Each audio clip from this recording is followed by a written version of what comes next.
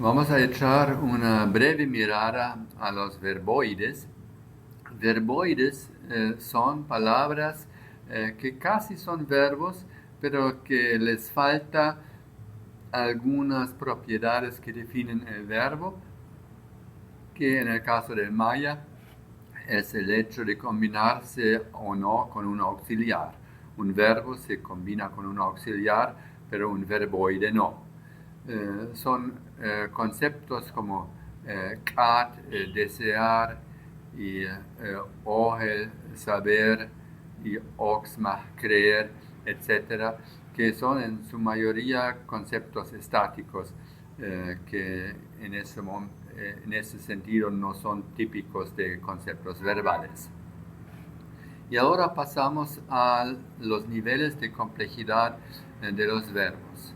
Entonces el nivel más bajo naturalmente es el nivel de tema verbal, y aquí vemos cómo se forman en la lengua los temas verbales. Al inicio tratamos de los tipos de temas verbales.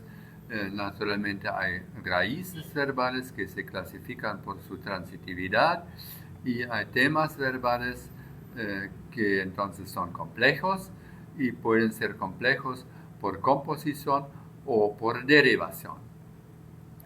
Aquí se trata del tema verbal compuesto, y entre otras cosas hay incorporación en la lengua maya, y aquí se trata de la derivación.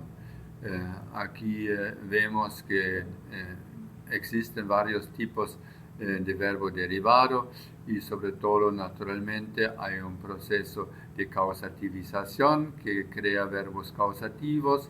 También hay detransitivización, entonces existen verbos deagentivos, y también hay derivación denominal. Ya vimos los verbos fientivos y los verbos factitivos, y hay otros como el verbo usativo y otros más que quedan sin describir. Tanto sobre los temas verbales, vamos hacia arriba para entrar a la conjugación. En la conjugación tenemos primero la categoría de estado, que es una categoría muy esencial en la conjugación del verbo maya, pero no vamos a discutirla ahora. Luego las clases de conjugación, y ahí siguen las categorías de conjugación: el imperativo, el rotativo, el subjuntivo, la voz pasiva, etcétera, etcétera. No vamos a verlo en detalle, sino vamos a pasar para arriba para entrar a la sintaxis verbal. Los niveles de la sintaxis verbal los vemos aquí a la izquierda. El hecho de que muchos puntos de la navegación se ven en dos líneas aquí subdividido se debe al tamaño de escritura que escogí. Naturalmente podríamos reducirlo y ahí se leería todo, pero solamente con lentes. Bien, voy a agrandar otra vez para que se lea bien. Entonces tenemos los niveles de complejidad. La construcción verbal simple, es decir, que contiene una sola forma verbal. Luego, el grupo verbal complejo, que es un grupo verbal que contiene al menos dos formas verbales y también algunos de sus dependientes. Y luego las operaciones de valencia y diátesis. Vamos a empezar por la construcción verbal simple.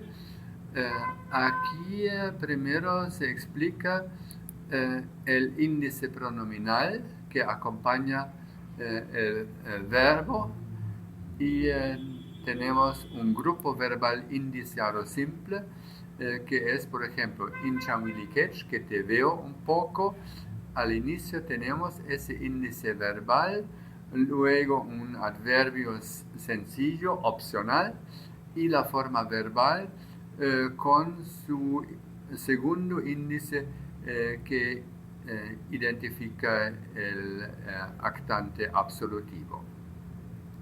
Y eso se describe una fórmula de construcción A, que es un índice pronominal clítico de sujeto, y B, que es un verbo finito expandido porque puede contener ese adverbio.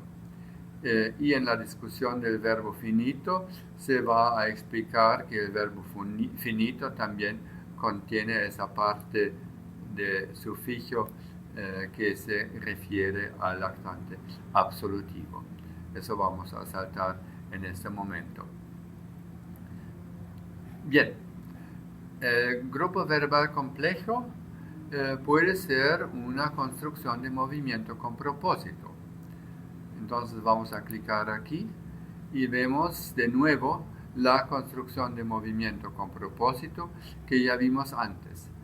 Y voy a reducir un poco la navegación para que podamos ver la construcción de